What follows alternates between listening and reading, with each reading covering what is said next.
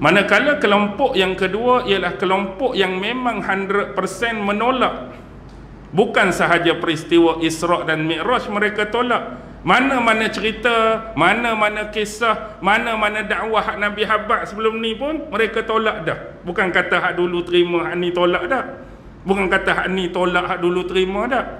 Tapi kelompok kedua ni memang dulu pun tolak, mari hak jenis tak mampu nak hadam dengan akal ni, lagilah mereka tolak. Inilah kelompok Abu Jahal, Abu Lahab, Nadhr bin Haris, Uqbah bin Abi Mu'is, Umayyah bin Khalaf, Al-Walid bin Al-Mughirah dan sebagainya.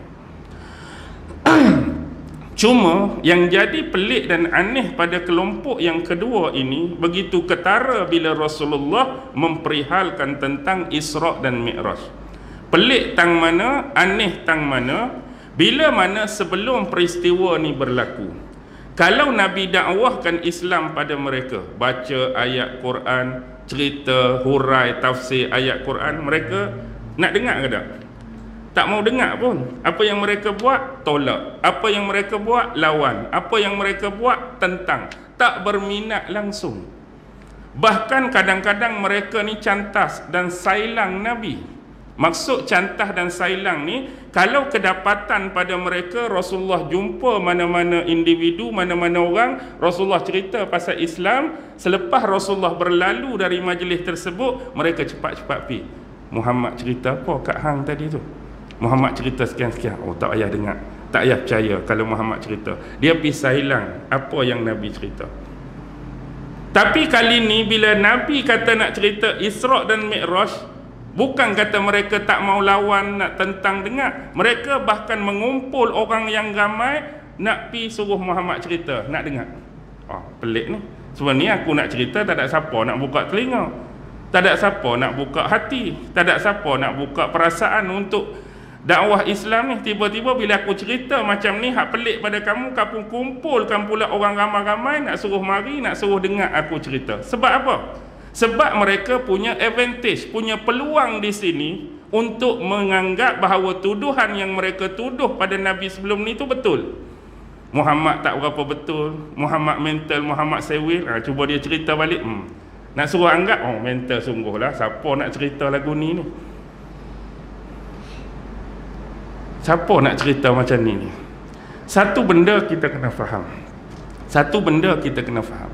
Logik atau tidak, munasabah atau tidak, masuk akal atau tidak, seseorang yang berperibadi sebesar dan sehebat Nabi Muhammad, yang dikenali dalam masyarakatnya sebelum ni dengan sifat Al-Amin, yang paling amanah, yang paling terpercaya, tak pernah cakap bohong, tiba-tiba beliau akan merosakkan reputasi kedudukan tersebut hanya kerana nak buat cerita lawak pasal Isra' dan Mi'raj. Logik ke tidak?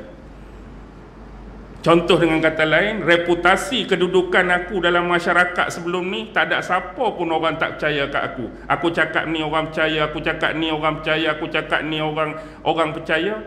Kali ni bila ramai sangat orang percaya, aku nak rosakkan dah kepercayaan tersebut. Aku nak buat cerita lawak lah, aku nak buat cerita tak betul lah. Logik atau tidak?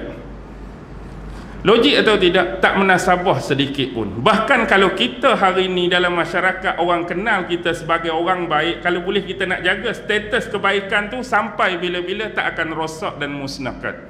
Kalaulah masyarakat percaya pada kita, amanah duit masjid ke, tabung masjid ke, orang duk percaya dalam ni, kita tak akan rosakkan dengan sekali buat. Aku nak sakau kali ni 10,000 duit masjid. Sekali sakau tu dia akan rosak habis sebelum ni. Kita tak akan buat. Kita nak jaga kepercayaan tu, jaga amanah tu. Tapi logik atau tidak saya kata, tak akan nasabah. Rasulullah nak rosakkan reputasi kepercayaan orang, nak buat cerita sebaliknya. Hak sebelum ni duk cakap benar, kali ni je aku nak cakap bohong. Tak akan ada logiknya. Yang ketiga ialah kelompok hak duduk tengah-tengah, 50-50. Kenapa boleh jadi 50-50 ni? Sebab nak tolak pun teragak-agak, nak terima pun teragak-agak. Pasal apa nak tolak tu tak sepenuhnya? Nak tolak tu tak sepenuhnya kerana kami kenal Muhammad sebelum ni, lah tak pernah cakap bohong. Dia sebelum ni tak pernah cakap bohong. Kita nak tolak pun payah, sebab dia tu memang cakap benar sentiasa. Tapi nak terima pun jadi payah, sebab cerita tu terlampau terlampau wow, terlampau tinggi. Nak terima pula, hebat sangat cerita dia, tinggi sangat cerita dia, tak pernah dengar sebelum ni. Jadi duduk 50-50. Jadi di antara tiga kelompok ni, yang lemah iman di kalangan Muslim sebelumnya telah menyebabkan mereka apa? Ni jadi satu fitnah yang besar, murtad. Telah ada beberapa orang yang murtad ekoran daripada penyiaran dan penyebaran Isra' dan Mi'raj daripada mulut Rasulullah sallallahu alaihi wasallam. Jadi ni memaknakan apa bagi kita? Ni memaknakan bagi kita adanya apa dia? Filter. Adanya tapisan daripada Allah Subhanahu wa taala. Allah nak menapis di kalangan manusia-manusia yang ada ni. Allah nak uji, Allah nak pilih, Allah nak ambil, Allah nak filter yang hanya benar-benar beriman kepada Allah dan beriman kepada Rasulnya. Hak mana tak benar-benar tu pasti akan jadi murtad. Hak mana tak benar-benar tu pasti akan menolak. Hak mana tak benar-benar pasti akan mentertawakan. Hak mana tak benar-benar pasti akan memperlekehkan.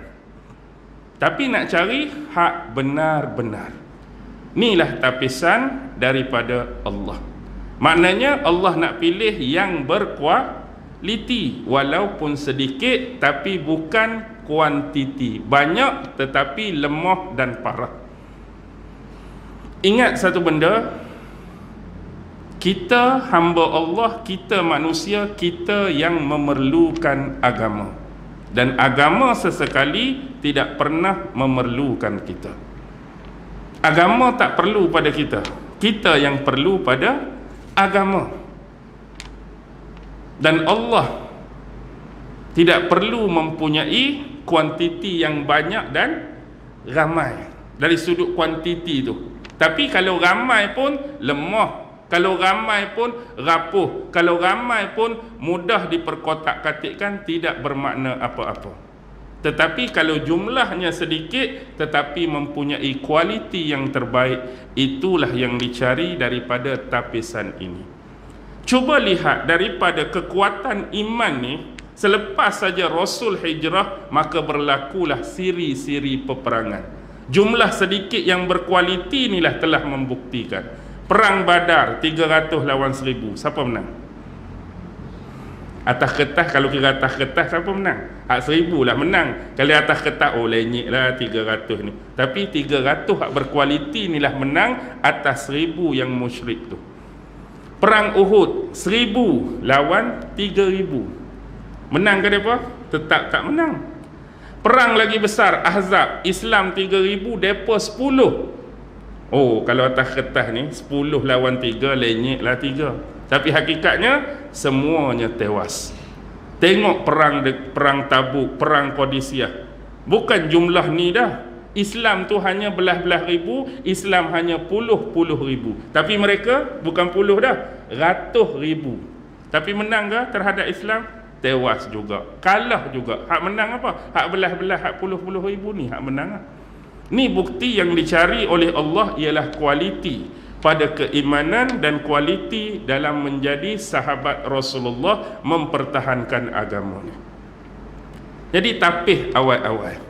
Padahal kalau kita melihat, ini adalah baru permulaan. Contoh kalau analogi dengan pokok baru nak tanam benih.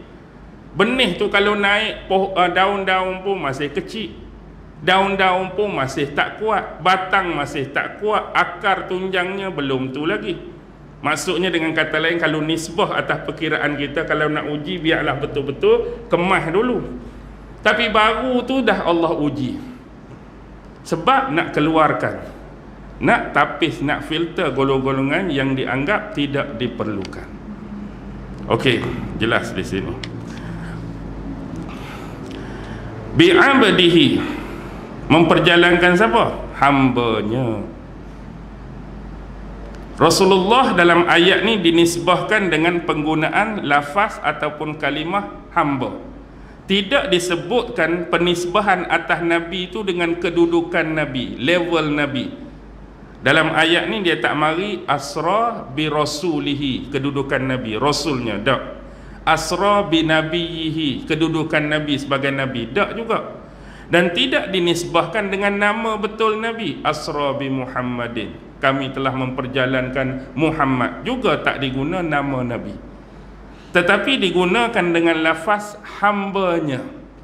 Ini adalah setinggi-tinggi kedudukan sebenarnya di sisi Allah Subhanahu wa ta'ala, untuk membuktikan bahawa dia itu Tuhan, dia itu pencipta. Dan makhluknya yang bernama manusia, apa jua level yang mereka sandang, kedudukan yang mereka ada, baik dia nabi, baik dia rasul, baik dia wali, baik dia siapapun, semuanya termaktub dan termaksud di dalam hamba Allah, tetap hamba Allah, termasuk Nabi Muhammad. Baik, di sini simplistik berlaku. Apa maksud dia? Bila kita sebut hamba ni, dalam pemikiran kita bila sebut hamba, dia sesuatu benda yang hina, nampak rendah, nampak lekeh dengan penggunaan kalimah hamba. Dalam kepala kita bila sebut hamba, mesti ada tuan, mesti ada majikan yang boleh diperintahkan sesuka hati, boleh diarahkan sesuka hati. Baik, bila sebut kalimah hamba di sisi Allah, kenapa ni kedudukan yang tertinggi? Kerana kedudukan sebagai hamba Allah, kita kena faham, bila hamba Allah, sifat bagi hamba ni kena buat apa? Memperhambakan diri kepada Allah secara sesungguhnya. Ni adalah satu amanah dan tanggungjawab yang paling susah sebenarnya, yang paling sukar untuk dilakukan oleh manusia, untuk benar-benar memperhambakan diri dia pada Allah secara sesungguhnya. Sebab kebanyakan manusia yang ada hari ni, dia jadi hamba siapa? Hamba kepada triple ni, 3 ni. Kadang-kadang manusia dia boleh jadi hamba kepada sesama manusia. Yang kedua, dia boleh jadi hamba kepada iblis setan. Yang ketiga, dia boleh jadi hamba kepada harta dan hawa nafsu dia sendiri. Sebab itulah guna kalimah hamba, nak habaq kedudukan dia, nak cari orang yang boleh jadi hamba Allah hak sungguh-sungguh. Apa yang diperintah dia tak pernah ingkar, selalu buat. Apa yang dilarang, hak itulah dia tak buat. Dia jaga hukum, dia jaga halal haram. Susah kan senang? Payah. Hak banyak berlaku, hak tu Allah suruh, hak itulah kita tinggal. Hak banyak berlaku, Allah suruh tinggal, hak itulah hak kita nak buat. Walaupun diguna kalimah hamba di sini, tengok dia punya kegunaannya yang sebenar. Lailan, datang kalimah lailan, malam. Patutnya tak perlu sebut dah perkataan lailan, sebab pada kalimah asra tu berjalan dalam konteks waktu apa kita sebut tadi? Waktu malam dah. Berjalan dalam konteks waktu malam. Tiba-tiba lepas kalimah abdihi, mari pula lailan. Jadi malam hak yang kedua ni nak cerita pasal apa? Ni adalah peneguhan. Peneguhan nak habaq, kalau tak datang kalimah lailan ni, mungkin orang ingat Rasulullah diperjalankan pada waktu malam tu, malam yang penuh, satu malam yang penuh, satu malam yang time dia panjang. Tapi mari lailan tu menegaskan perjalanan malam tu hanya apa dia? Sebahagian daripada malam saja. Kalau tak mari peneguhan sebahagian malam tu, mungkin orang menyangka satu malam penuh, satu malam yang waktu dia panjang. Tak, sebahagian malam. Sebahagian malam itulah Rasulullah Isra', Rasulullah Mi'raj, turun Mi'raj, balik semula ke Baitullahil Haram di bumi Mekah. Kalau nak kira perjalanan tadi dari sudut masa yang dilalui oleh kita manusia ni, agak-agak boleh sampai malam tu juga ke? Kalau dengan kudrat kita lah, bukan diperjalankan Allah. Contoh, mana ni? Tengok, dia ada tempat, dia ada jarak. Minal masjidil haram ilal masjidil aqsa. Ni pasal Isra' saja, Mi'raj tak ada lagi. Isra' Nabi ni bersifat apa? Horizontal ke vertikal? Kan kalau kita nak print kan, nak print kertas tu, kan dia minta kan kertas gini dengan kertas gini kan. Kita nak bentuk horizontal ke nak bentuk vertikal? Satu bentuk melintang, satu bentuk menegak. Maksud saya kalau dia melintang tu Isra, kalau vertikal tu Mi'raj. Jadi horizontal, satu lagi vertikal. Jadi bagi bunyi tamil sikit, vertikal. Vertikal tu nak bagi bunyi tamil saja. Huruf lam tu lah, huruf L tu. Okey. Baik. Isra apa? Horizontal. Maksudnya sama-sama ni. Perkiraan. Kita bukan orang sains, kita bukan orang hak jenis ukur mengukur ni. Kita pun ambil database daripada maklumat-maklumat daripada yang sedia ada. Contohlah, bila manusia yang mengukur pasti ada perbezaan. Orang tu ukur start di sini ke sampai di sini ke lalu ke mana-mana, ni jumlah dia dapat. Orang ni pula ukur tempat yang sama, mungkin ada sedikit perbezaan. Tapi apapun kita boleh sebut Masjidil Haram, Masjidil Aqsa ni ada kata 1250 km jarak keduanya. Ada kata tambah 100 1350 km. Dan yang paling banyak 1500 km.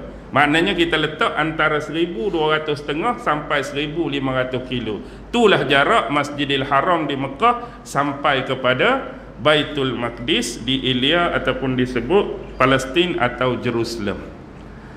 Jadi jarak 1500 km ni kalaulah dilakukan perjalanan pada zaman tu, pada zaman Rasulullah tu dengan kenderaan yang dominan lah pada waktu tu, sama ada unta atau kuda. Perjalanan ni akan mengambil masa lebih kurang sebulan, paling cepat untuk satu hala, paling lambat sebulan 10 hari satu hala. Tapi bukan pi saja, kita nak balik. Kalau balik, hak paling cepat tu akan jadi 2 bulan. Hak paling lambat akan jadi 2 bulan 20 hari. Dekat-dekat 3 bulan kurang 10 hari. Tu baru Isra, tak campur dengan Mi'raj. Tapi Nabi pi malam tu, balik malam tu juga. Jadi tak kata terkejut orang dengar, takkah pelik orang dengar? Baik. Dia tak akan jadi pelik bila kita dah faham poin yang pertama tadi. Pi ni dengan kudrat Nabi, keinginan Nabi ke tak? Nabi diperjalankan oleh Allah. Bila nisbah saja dengan kekuasaan Allah, bukan kata hak ni, kata laju lagi, kecepat lagi pun tak ada kepelikan pun bagi kita yang bersifat beriman dengan berita tersebut, terutama nas wahyu dan hadis Rasulullah yang sahih. Tak ada apa lagi yang perlu kita deny dan pertikaikan. Baik. Sekarang ni bila kita nak sebut tentang kenderaan yang bawa Nabi, sebab Nabi ni ada teman dan Nabi ni ada kenderaan, ada tunggangan dia. Tapi adakah Nabi naik tunggangan yang standard dan dominan pada waktu tu? Nabi naik kuda ke? Tak. Nabi naik unta ke? Tak. Atau Nabi naik binatang lain yang dikenali pada zaman tu? Pun tidak. Tetapi binatang yang didatangkan khas daripada syurga, satu teknologi yang kita boleh katakan teknologi daripada langit, daripada alam atas, khusus untuk Rasulullah tunggang dalam peristiwa Isra ni. Dan kita perlu ingat, Nabi naik burak ni peristiwa Isra saja. Mi'raj Nabi tambak dan ikat di dekat dengan Wailing Wall tu, tembok ratapan, tempat yang menjadi tambatan kenderaan ataupun binatang tunggangan Nabi-Nabi dan Rasul yang terdahulu. Burak tak ada dalam peristiwa Mi'raj. Baik. Ini memaknakan kepada kita bahawa cepat atau lambat, laju atau slow ataupun perlahan, dia bergantung kepada kenderaan yang bawa kita. Bergantung pada apa? Kenderaan hak bawa kita tu. Sebagai contoh, kalaulah kita berjalan kaki, tapi kita spend masa yang sama 30 minit. Kita jalan kaki 30 minit. Berapa kilo agak-agak boleh capai? Anggar saja, tak payah nak betul. Ambil 30 minit jalan kaki. Habis setengah jam, berapa kilo agak-agak boleh capai dengan jalan kaki? Berapa lebih kurang lah? 2 kilo lepas, 2 kilo tengah jam ke lebih lagi? Lebih, kita letaklah 3 kilo. Habis 30 minit jalan kaki 3 kilo tu, kita pun 30 minit lagi tambah, tapi kali ni berbeza. Lari pula. Sambil berlari, bukan jalan kaki. Kita tambah, kita double lah. Sebab tadi jalan 3 kilo, kita anggarkan kalau berlari 30 minit, capaian yang mampu kita dapat berapa? 6 kilometer. Habis pada kilometer yang ke-6, ada sebiji motor EF5 siap dengan kunci, minyak penuh, minta naik saja. Masa yang di spend sama 30 minit. Kita pun naik EF5. Meter EF5 berapa? 100? 100 berapa? Siapa ada EF5? Meter dia paling tinggi berapa? 100? 110 ke EF5? Bukan 120 ke? 120? Bayangkan naik 100, 110, 100, 110, 30 minit. Berapa kilo boleh pergi? Letaklah 20 ke 20 lebih ke. Habis 30 minit 20 kilo lebih tadi, ada pula disediakan BMW 7 Series hak terbaru, kunci siap, minyak penuh juga. Kita pun naik BMW, masuk highway 24, 25, 24, 25, 24, 25, agak-agak berapa ratus? Mungkin ratus kilo lah kita kata boleh capai dengan kelajuan tersebut. Tak kira lah tu AAS tembok pun laju lagu tu juga. Kita nak capai yang bukan nak kira AAS tu. Baik, elok-elok sampai depan airport dan kita diberi satu tiket free naik kapal terbang. Apa dia? Boeing 747-400 hak 2 tingkat tu. Zoom, kapal terbang bertolak. Dalam tempoh 30 minit, berapa ratus kilo agak-agak kapal terbang mampu capai? 30 minit. Beratus-ratus kilo. Turun pula di Changi Airport. Mana Changi Airport? Singapura. Naik kapal terbang juga, tapi bukan Boeing dah. Concorde. Concorde tahu? Kepala macam ulat senduk tu. Naik pula Concorde 30 minit. Pasti berbeza dengan Boeing tadi. Sampai pula Daegu Garcia. Dari Singapura singgah Daegu Garcia, tahu? Tempat hak kata hilang MS-370, ikut dia lah tu. Situ ada jet pejuang Amerika hak terbaru FA-18 Hornet. Naik pula hak tu, 30 minit. Agak-agak laju lagi. Sampai di Amerika. Pi tempat NASA. Nak naik apa? Nak naik roket hak pi ke bulan pula. Tala ke atas 30 minit. Agak-agak laju lagi. Jadi ni memaknakan dan menisbahkan kepada kita, cepat atau lambat, laju atau perlahan, capaian dan jarak yang kita mampu capai bergantung kepada apa? Kenderaan hak bawa kita tu. Kenderaan ni tara ni boleh pi, kenderaan ni tara ni boleh pi, kenderaan ni tara ni boleh pi. Tu kita kata kenderaan yang manusia buat. Bahkan kalau kita nak buat perbandingan, kalau buruk tu binatang, bahkan dah ada perbezaan. Kalau kita naik lembu, naik kuda, naik gajah, bagi masa 30 minit, agak-agak ada perbezaan dah jarak yang mampu. Beza. Naik lembu 30 minit, tara mana boleh pi. Naik kuda 30 minit, tara mana boleh pi. Naik gajah 30 minit, tara mana boleh pi. Pasti ada perbezaan. Kalau kita nak buat bandingan dari sudut naik binatang hak hidup, apatah lagi kalau kura-kura hak bawa kita. Naik belakang kura-kura, katakan kura-kura mampulah, agak-agak 30 minit sampai mana? Sampai mana?